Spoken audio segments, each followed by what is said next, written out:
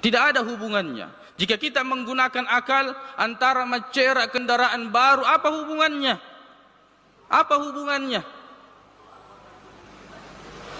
Kalau bukan keyakinan yang keliru. Coba kalau kita menghadapi hal-hal yang seperti itu bertanya, kenapa saya harus lakukan ini, dan kenapa kalau saya tidak lakukan ini? Kenapa saya harus mencerak, dan ada apa kalau saya tidak mencerak?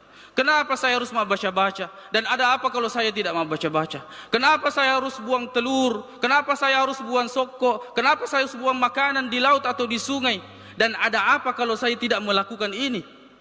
Pertanyaan yang akan mengungkap keyakinan kita, apa yang ada di dalam hati kita. Sebab jawaban mereka bergeser dari dulunya, karena nenek moyang kami melakukan ini dan itu, mereka mengatakan ini sebagai tanda kesyukuran.